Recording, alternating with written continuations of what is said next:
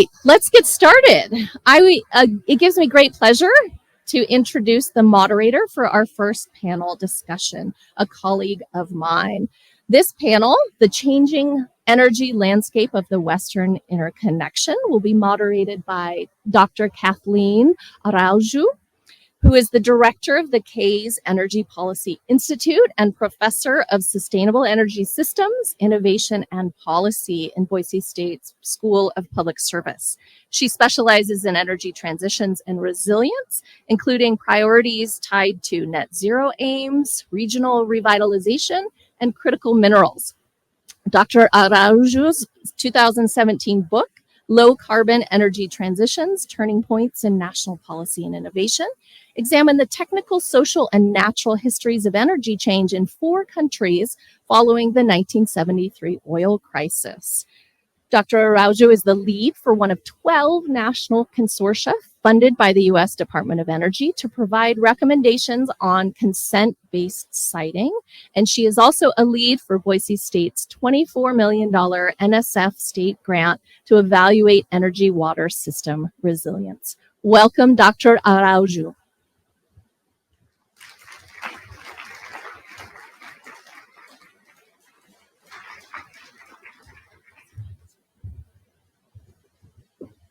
Good morning, everyone.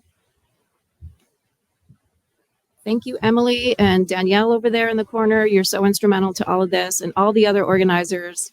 I'm so delighted for us to be here today and to be talking about one of my favorite topics, energy transitions. So let's set the stage and talk through a few points that you'll want to bear in mind as the day's conversations unfold. First, what is an energy transition? So it is a considerable shift in the nature or the pattern of how energy is used within a system. This can include the type, the quantity, or quality of how energy is sourced, delivered, or utilized. It can be planned or unplanned and include the emergence or decline of an energy industry, along with ecological, geopolitical, economic, and social factors that connect these elements. Second point, you want to keep in mind the focus today is largely on electricity, which is one form of energy. Transportation, heating and cooling, and industrial processes are also critical areas in energy shifts as well, and may be brought in, particularly in the context of electrifying these areas. The third point you want to keep in mind is that low carbon energy involves a wide range of options. As we focus primarily on wind and solar power, keep in mind that one state or one region's best combination profile may differ from another. That brings us then to today's topic with our panel, the changing energy landscape in the Western Interconnection. Now, there are lots of forces at work, and Emily did a great job of outlining many of them. Last year broke many records as the hottest in recorded history. Such extreme weather reminds us that we need to plan for a resilient electric grid that can handle the shifts. And these shifts include the extreme heat and wildfires, flooding, winter freezes, and more. Keep in mind, resilience also naturally needs to account for cyber risk and changes in demand. Specific to wind and solar power, prices have broadly fallen for the technology. So wind and solar power additions can be done as people increasingly look to it in distributed form at someone's home or with the large utility scale projects. Now, the larger projects naturally require space where the resource is found, which is why public lands are often seen as the potential sites. Whether we're considering public lands or other areas, development of any kind can impact the environment, including wildlife and water, as well as cultural sites. For electricity projects on public lands, land management agencies, developers, and local communities need to work together to minimize the negative impacts. One strategy to minimize impacts is to build on repurposed infrastructure, like reclaimed coal mines or oil and gas fields. Permitting might also be streamlined by siting new transmission where existing utility or transportation corridors are located. This past week, the Department of Interior announced a new renewable energy rule for public lands, which codified lower rates for wind and solar projects on public lands. The rule also expands the Bureau of Land Management's ability to accept leases in priority areas without having to go through a full auction process. the BLM still maintains its ability to hold a full auction when appropriate. So that gives us our background. Let's meet our panelists, shall we? First, we have Emily Hirsh. She is the Energy Program Manager in the Idaho Office of Mineral Resources, or OEMR. The Office of Energy and Mineral Resources is responsible for coordinating energy and mineral resource planning and policy development for the state and serves as a resource on energy and mineral matters. Emily, please come up. Going to be followed then by Nancy Hirsh. Nancy is the Executive Director of the Northwest Energy Coalition. Nancy directs the coalition's efforts to enhance investments in energy efficiency, renewable resources, and low-income energy services through work with utilities, commissioners, regulators, and legislators. Nancy, please come up. And finally, Stephanie Lenhart. She is Senior Research Associate at the Case Energy Policy Institute and Associate Research Professor in the School of Public Service at Boise State University. Stephanie's work explores governance of electricity systems with a focus on regional power grid organizations, integration of renewable resources, storage, and community ownership of energy infrastructure. Come on up, Stephanie. Welcome, ladies. We are opening with a very exciting topic. But before we dive in, let's have a little fun here too, and start with a brief question. What drew each of you to working on energy? We'll start with Emily.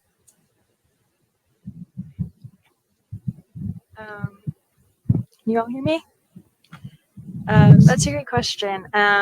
First of all, I want to start off by saying thanks for having me today. I'm excited to be here, not only because I think the Andrus Center is so great, but because I'm a proud Boise State alum. I think something that drew me to energy is when I went to Boise State, I studied global studies with a sustainability emphasis. I was able to take some courses from amazing professors like you, Kathy, that really drew me to learn more about energy. I think we're in a really pivotal moment for energy right now, so it makes it really exciting for me to go to work every day.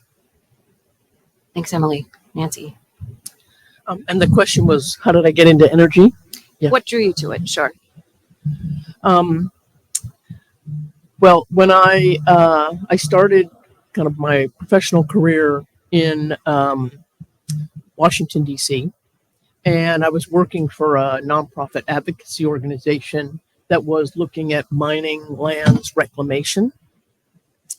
And this team of folks came to me. This was in the mid 80s and early 80s. And they said, we need, after a year of kind of researching land and mining reclamation, they said, let's think about what we're for. Right, we're for reclamation, but what kind of energy can we be for? And that got me thinking about energy efficiency, renewable energy resources. And from there, I kind of left the land space and I went into energy, and I never looked back. And the particularly the energy efficiency. How do we do more with less? And is just a fascinating component of the energy picture. Thanks, Nancy. And Stephanie. Thank you. So for me, in the early 2000s, I started working for Governor Bill Richardson in New Mexico. So shortly after he served as Secretary of Energy. And he was really interested in thinking about how infrastructure investment could help move the state forward.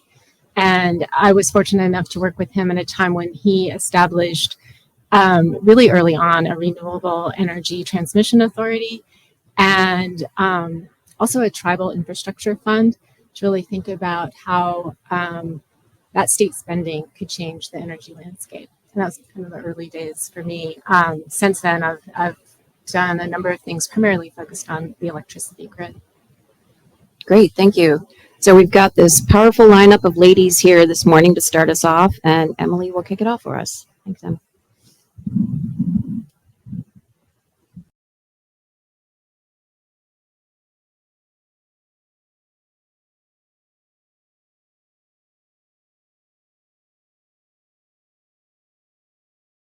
Is also known as OEMR. Our mission is to develop and utilize Idaho's energy and mineral resources in an efficient, effective, and responsible manner that serves to enhance the state's economy and sustain the quality of life for its citizens. So really, our main aims are reliable and resilient, affordable and sustainable power. We're an office formed through executive order, so all of these items are listed in that. We are Idaho's Energy and Mineral Planning and Policy Development Agency. We're the lead agency for NEPA involvement on energy and mining issues, so we're a coordinating agency. We bring together the diverse perspectives of our state agencies like Fish and Game, the Office of Species Conservation, Lands, Water Resources, Department of Ag. We bring their diverse perspectives together to make sure that we're working towards the responsible development of energy and mining in Idaho and making sure that we're speaking with a unified state voice. Next, we're Idaho's clearinghouse for energy and mineral information. All of the information in my slides today can actually be found in our Idaho Energy Landscape, which is an annual publication that we come out with at the beginning of each year.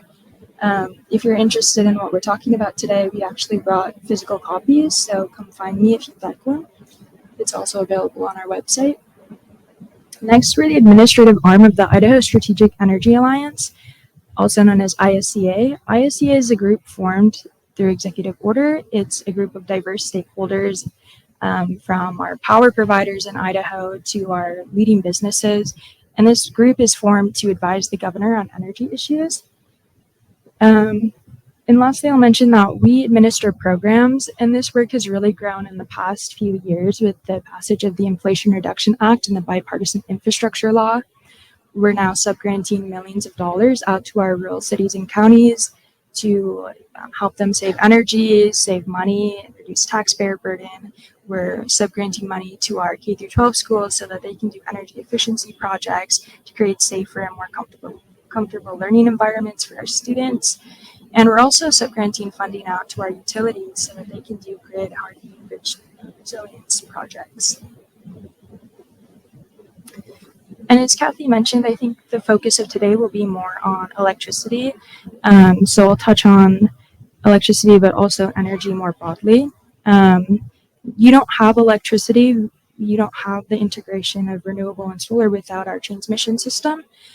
We are dependent on this transmission to bring energy into the state. In Idaho, about 38% of our energy demand is met by imports from out of state. We're also reliant on our petroleum and natural gas systems. We don't have any oil refineries in Idaho, so all of our petroleum comes into the state through pipelines, rail, trucking, and similarly with our natural gas system. This is a graph of our energy production and consumption over the years. As you can see, as I mentioned, we require significant energy imports. About 80% of our energy is imported. And then when it comes to electricity generation, most of our generation in state is electricity. To dig a little deeper into this is a graph of our electricity consumption by resource. So as you can see, natural gas makes up the greatest share.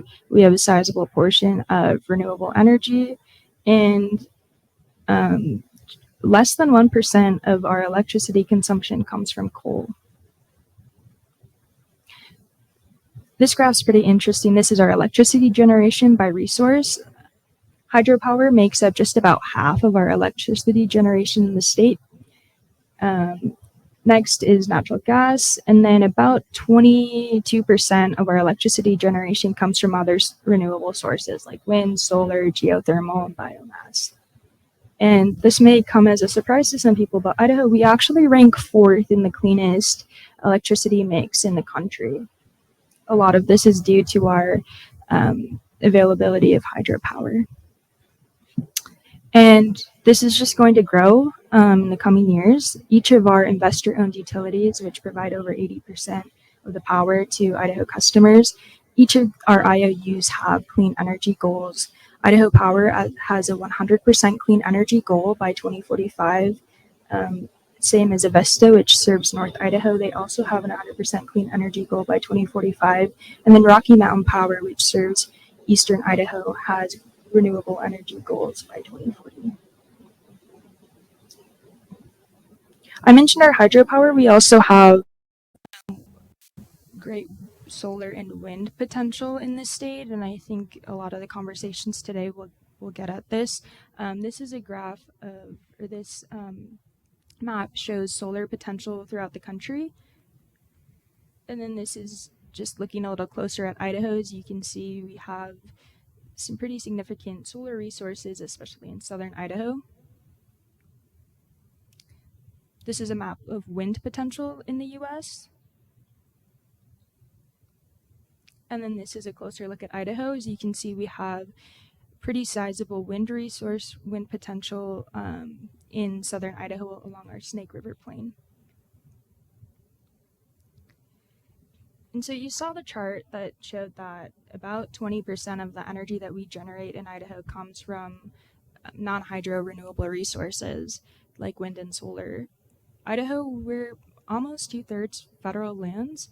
None of our current wind and solar projects are on federal land. So all of our current wind and solar projects are on either private or state land. But as Kathy and Emily mentioned, we're going to see more and more projects proposed. We're seeing more and more projects proposed on federal lands in Idaho, some of which are going through the NEPA process right now. I just want to paint a picture of the size of these projects, and both of these are operating projects in Idaho on either private and or state land. The first one is a wind project in Bonneville County. It's an 124.5 megawatt wind farm over 11,000 acres. And then the next one is Grandview Solar Project in Owyhee County. This is a 108 megawatt solar farm over 673 acres of land. Thank you.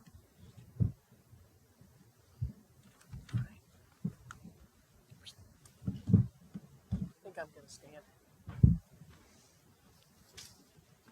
Good morning. Again. I wanted to start by, you can't all see this, but this is the Seattle Times from last week with an editorial, not an op-ed, but an editorial, keep lights on as Washington transitions to clean power. Right, I thought fitting for this topic today. A lot of folks are concerned. How do we ensure reliability? How do we make sure that our new clean energy system is affordable for all communities? How do we make sure that our system actually benefits communities, isn't just affordable, but communities thrive with clean energy resources? So very apropos conversation that you're having today, and I really appreciate the opportunity to be here and to talk to you all. And I look forward to the whole day and to the conversation. So the Northwest Energy Coalition is a coalition of about 100 organizations from across the 4 Northwest states, Montana, Idaho, Oregon, and Washington. And it's a range of organizations from environmental, consumer, low-income, labor, tribal organizations to energy efficiency companies, local governments, renewable energy companies, and some electric utilities. So we understand the idea of bringing diverse voices together. We have many of our coalition members in this room, and having dialogue across the spectrum of how do we map out an energy future that benefits communities. And it's not always an easy conversation, and it's challenging to put yourself in someone else's shoes and look at and think about their perspective and how can you meet them where they are or halfway where they are and push them to put themselves in your shoes and think about what you need and what they need, and then map out a path forward. So that is really our challenge in this endeavor, and it's one that we've been excited to be engaged in. So Emily, thank you for the Idaho perspective. I'm going to back up a little bit and go to the regional perspective. So this is energy use across the 4 Northwest states. And as you can see, the main area, we can talk about megawatts or we can talk about gigawatts. I think I'm going to talk about gigawatts. So that 22,000 average megawatts would be 22 gigawatts. And so that's what the usage on an annual basis across the region. And you can see the mix of resources that we have. The other 55,000 megawatts is if the system were unfettered, right? There were no constraints, and all the resources were generating at full tilt. And that never happens. And that's good. But it does show you that there's a flexibility within the system to meet fluctuations in demand. So the question and the look that was laid out already this morning about, well, this energy transition, what's driving it? We have already heard some of that. And the biggest and most prominent is climate change impacts. So we're seeing extreme weather. We're seeing changing in the precipitation patterns, less snowpack. The hydrograph is changing. What does that mean for our very hydro-dominant system that we have in the region and that we have in Idaho? So thinking about that transition from a climate lens is a really important way to do modeling for utilities and for our power system managers. And it's hard, and they're not really sure exactly how to do predictions for what climate is gonna mean for the power system. But it's a journey that we're all working on. So also state and utility laws are driving both carbon reductions and clean energy investments, and the ramping down of fossil fuel resources. We're increasing our commitment to tribal justice, and that means where we site things, how we site things, and our commitment to salmon recovery, and to address the impact that the hydro system has had on fish and wildlife in the region, and particularly on tribal communities. We're also seeing an amazing change in innovation in technologies, in particular storage technologies. So that's, lithium ion batteries are kind of the poster child. They're the sexy resource. But really, when you look at storage opportunities, the landscape is really broad. There are a lot of different storage technologies. And the one we've been most reliant on is our hydro system as a giant storage resource. And that's changing. So that has stimulated a lot of new research into different kinds of storage technology. And that's really exciting. And then also, as Emily mentioned, the unprecedented amount of federal funding that is available is really quite impressive. And it is an opportunity to actually put some of these new technologies forward. So all of this transition, what's the impact?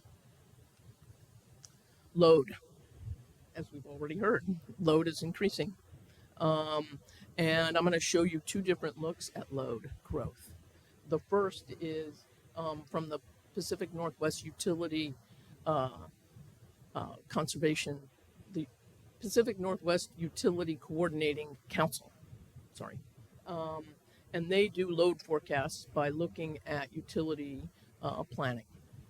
And you can see this is the difference between their 2022 forecast and their 2023 forecast.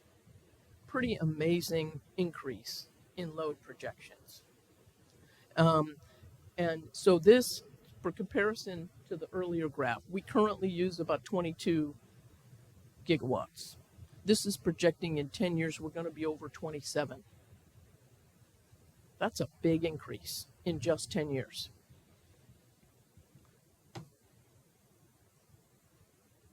Then we look even further out. This is from the Clean Energy Transition Institute, and they looked out to 2050 and looking at load growth. Again, electricity use more than doubles in 50 years.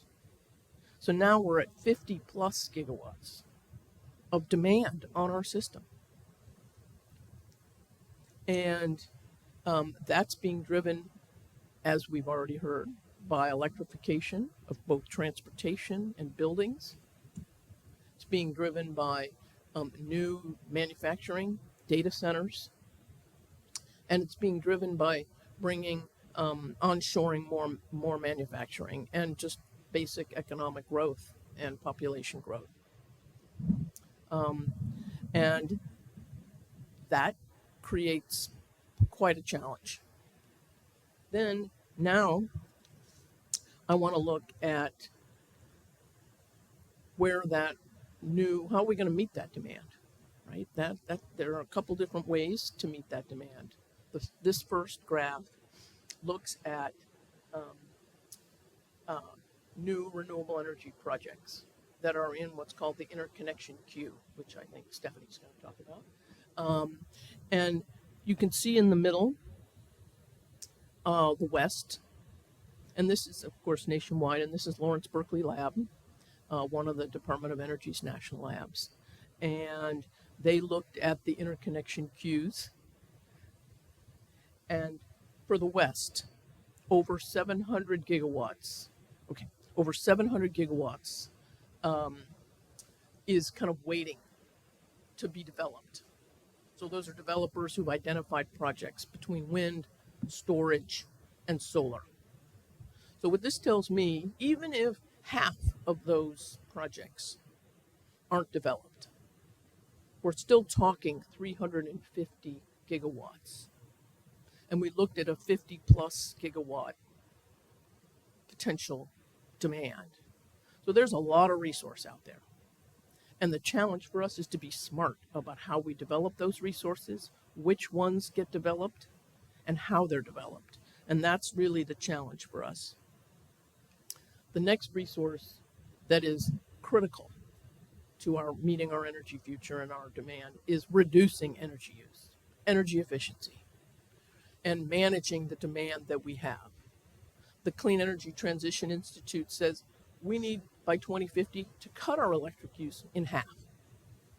And energy efficiency is the way to do that. So we can't focus only on new generation, but in fact, how do we get more out of our buildings, our transportation system, and our manufacturing facilities? How do we make them more efficient? Let's invest in those resources first in order to reduce what we need and the impact that that has on the landscape. So the region has already saved 7 gigawatts. That's $4.5 billion in savings to consumers and communities. That's a significant resource. And on my last slide, so I already mentioned demand management, getting more out of our existing transmission system. It's not just about building new transmission, but about using our existing system more efficiently. And there are a lot of new technologies that are going to make that happen. Interconnecting our region to the rest of the West. Idaho is already connected. We need to become even more connected. We need stronger markets that connect the West so we can share resources and use the most efficient resources first on our system. So there's a lot of exciting development in how we meet the challenge of the rising demand. And I look forward to the conversation today. Great. Thanks, Nancy. And as Stephanie gears up here, I want to remind everyone that we do have those cards in the center of your tables. And we do have our wonderful volunteers walking around. So hold up your card if you have a question. We'll bring them up here and we'll do as much as possible to integrate them into the follow-up. Thank you. Go ahead, Stephanie.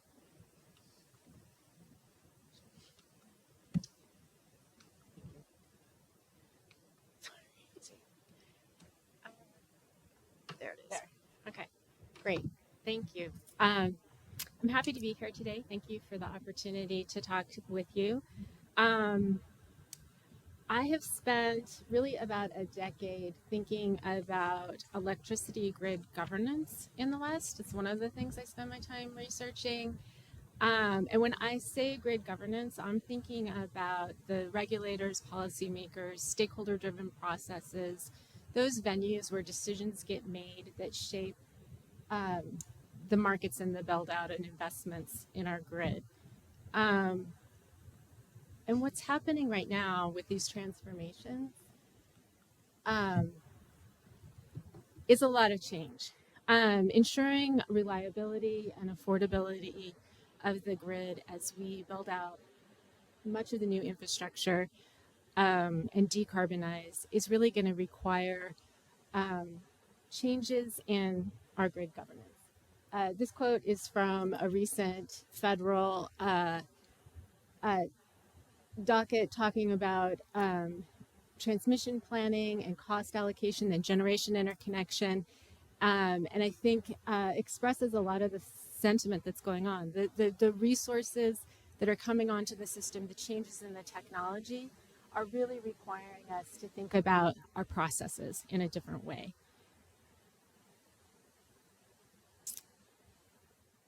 So I want to start out and kind of look at this is a kind of a typical way of thinking about energy development in the West. The West is different than other parts of the United States in terms of really the large amount of public lands in the West. That's something that's highlighted in this map, which is from a BLM programmatic environmental impact statement, but highlighting where public lands come into play as you think about energy infrastructure and development. The other thing that's often brought up when you think about energy infrastructure development in the West is the geographic diversity and the climate diversity that we face. So that's one way of kind of thinking about what's going on in the energy challenges that we face in the West. But I'm going to take some time today and talk also about a lot of the other energy grid governance organizations that come into play. This is another picture kind of showing how it's often like a starting point for thinking about energy infrastructure in the West. The Western Interconnection is an area where all of the utilities are electrically tied together under normal operating conditions. We are connected as a region.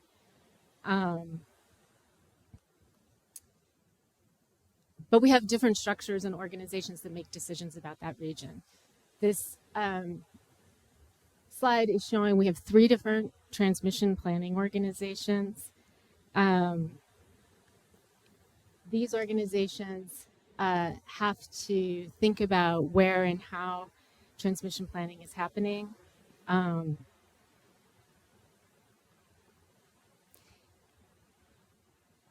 And across these 3 organizations, what we've seen is that there are benefits of new transmission across the interconnection. There are benefits in every region. This is a national study of building more transmission infrastructure.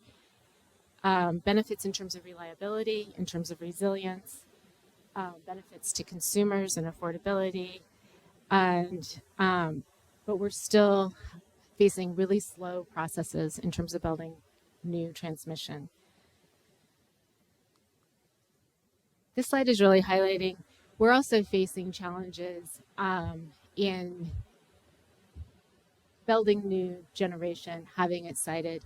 There are often significant delays and project cancellations resulting from conflicts over zoning, over public opinion, all of these things contributing to this kind of slow process. So I wanted to kind of highlight, if you look at what is going on in the West in terms of bringing together decision makers in a different way, the West looks different than the rest of the country. About 70% of the country has and is served by regional transmission organizations, which bring together planning processes, operations, and markets into an organization that's thinking about the future. as you can see, the West is really lacking those organizations outside of California's independent system operator.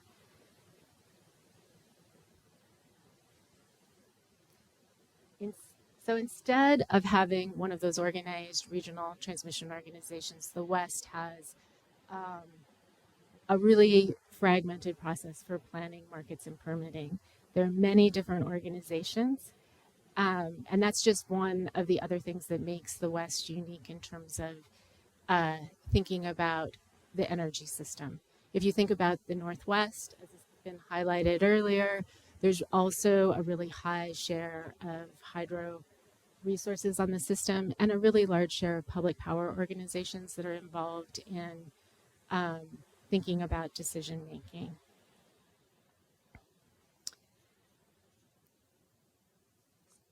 So that patchwork has begun to change in the past 10 years, starting with the California Independent System Operator created a partial market organization in 2014 for trading balancing services, the energy imbalance market, the Western energy imbalance market, which is highlighted in dark orange on the map on the right-hand side, your left-hand side.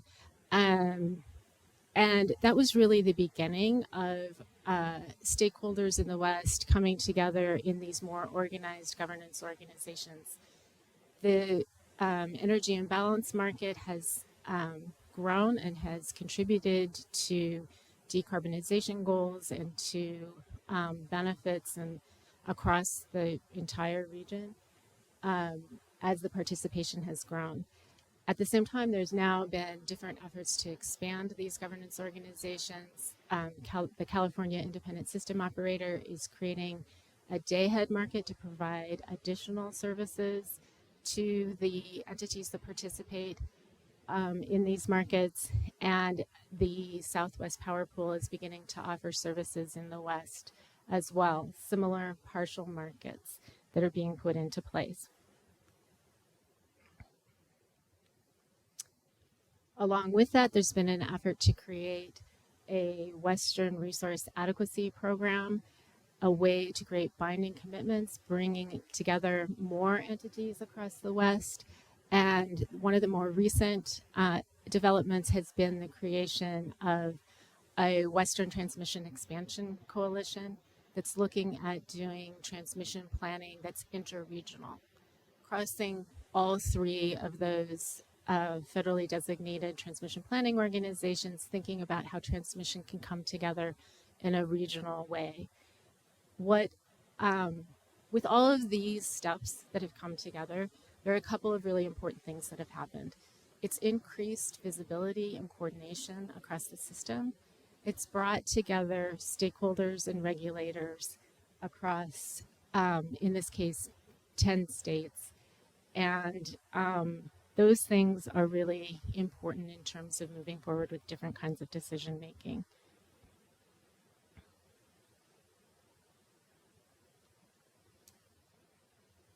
So I just wanted to highlight these things are governance innovations, and they're important undergirding for a lot of the planning and transmission efforts that are being talked about in the West.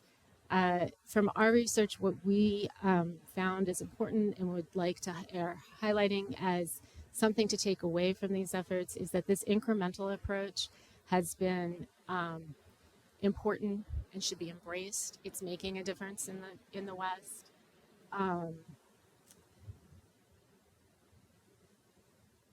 That all of these challenges can be overcome by thinking through different ways of governance. I'm going to jump ahead here. As I was talking about, this incrementalism is valuable and should be embraced. This flexibility in governance, thinking about how it's going to evolve and change. And these governance organizations are often talked about as most importantly being able to evolve. That's an important characteristic, especially if you have system transformation going on. The need for flexibility and evolution is important. And finally, the governance needs to be regional and equitable. And that's been a fundamental part of all of these discussions in creating new governance organizations. So I just wanted to close in thinking about what kind of studies do we need. There's been some frustration expressed about these large national transmission studies. Interregional transmission studies have been conducted over and over again, and that those aren't necessarily moving towards more steel in the ground. But at the same time, I want to highlight, this is from a meeting that took place earlier this year.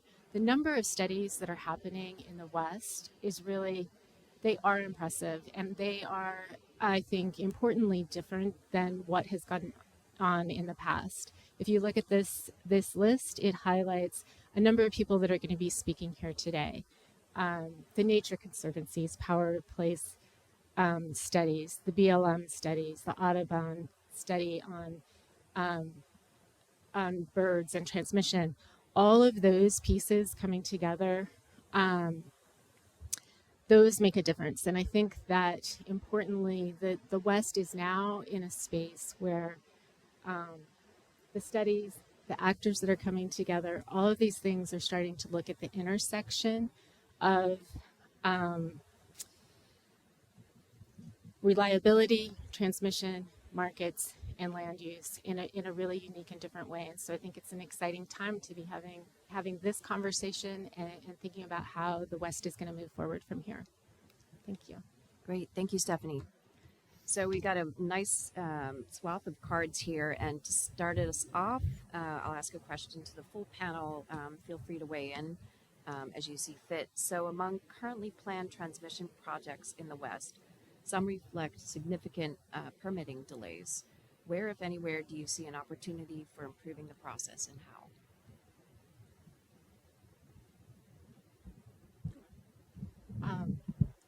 So I can start and say, I feel like I just said, but, I think that these processes and bringing people to the table together has been really important in thinking about how to overcome permitting delays. And so part of that, when I say visibility and coordination, having the entities that are actually developing, building, and owning this infrastructure, talking to each other, is really critical and important for moving forward in having productive participatory permitting processes.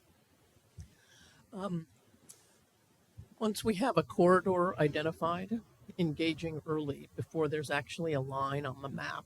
I think once there's a line on the map, people get defensive or they get bought into that line and they're not willing to address the issues that may be raised that are legitimate about how what the impact will be on the landscape or on the community or on cultural resources. So engaging early with intention to collaborate. And then I think one of the other barriers for new transmission is cost allocation. Like who's going to pay for a line that crosses across multiple states, multiple jurisdictions, multiple utilities. There are a lot of beneficiaries.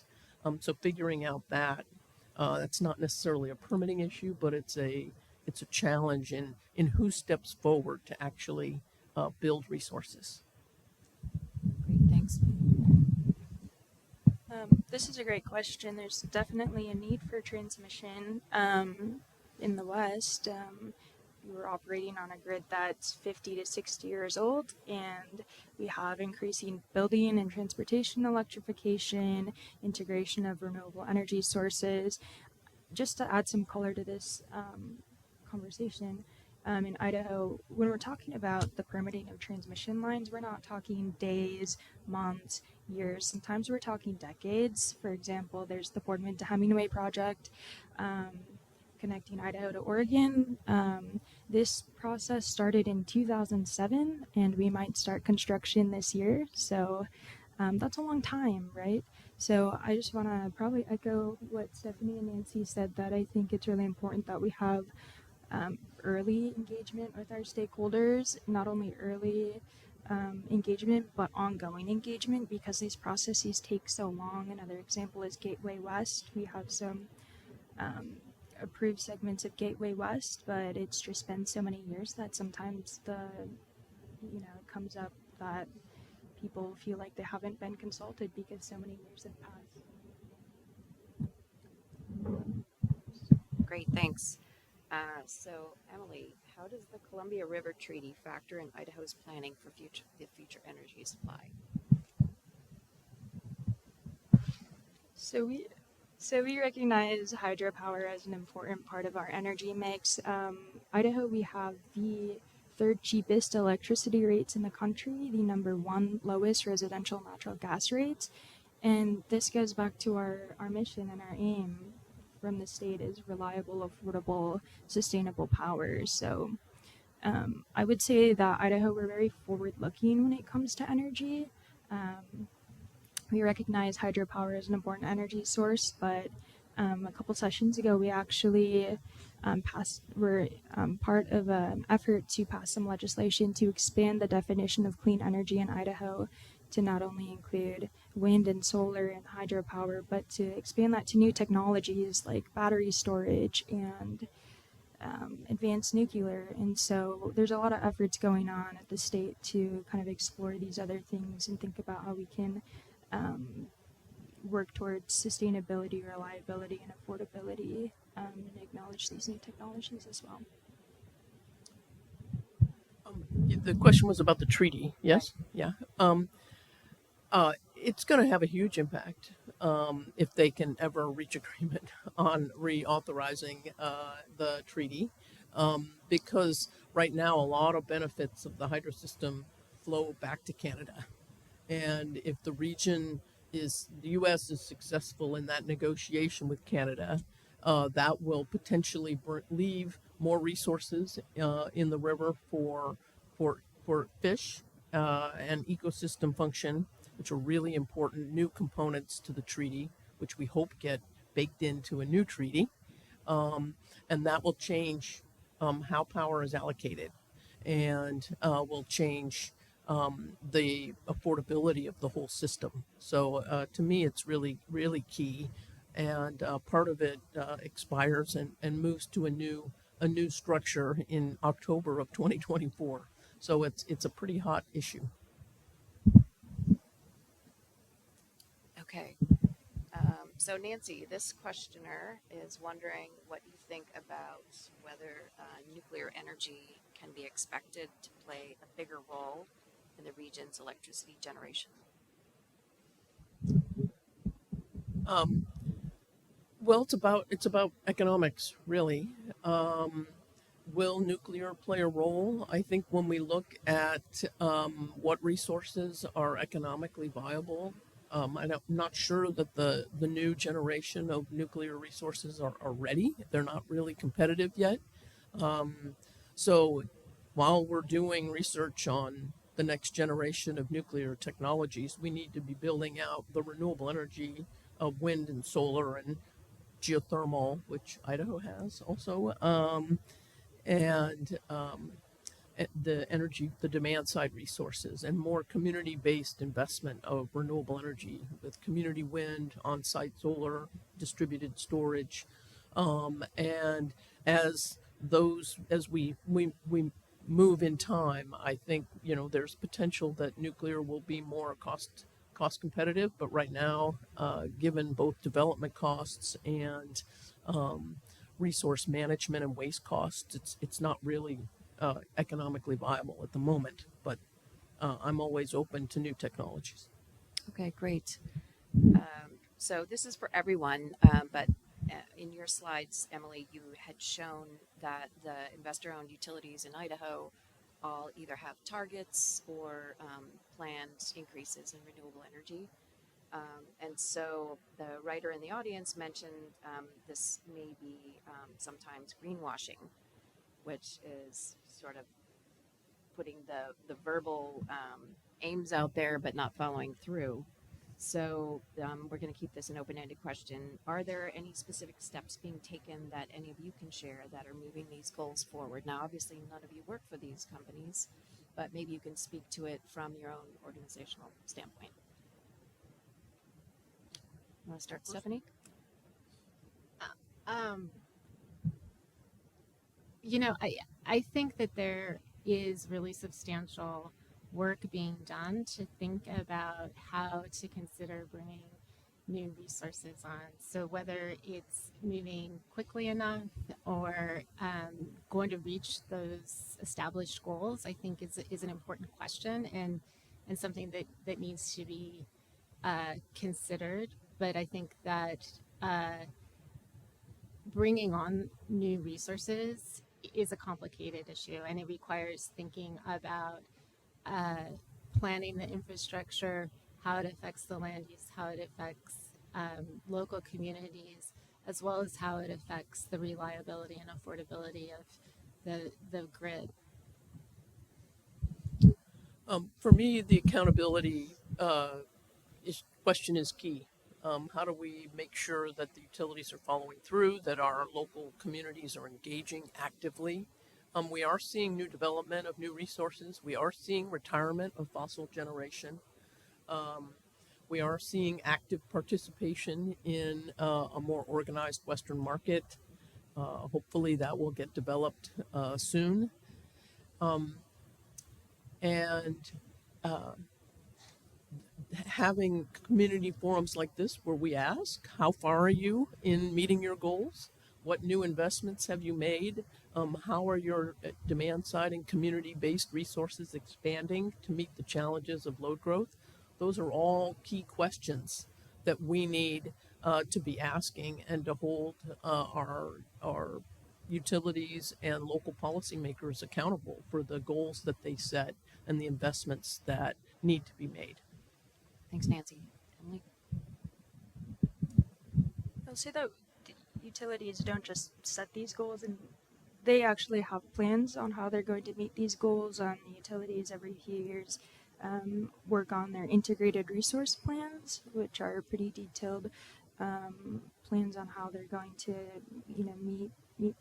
meet these goals. And then from the state perspective, something exciting we're working on this year is through the Idaho Strategic Energy Alliance. We're actually going to look at our 2012 state energy plan. We're operating under a 12-year-old energy plan right now. We're going to take a look at what we had in 2012 and how we can, as this ISE working group, revise that plan. And so we're going to take a look at what our goals were and maybe where we can expand upon those, what we've achieved, and where we can go from here.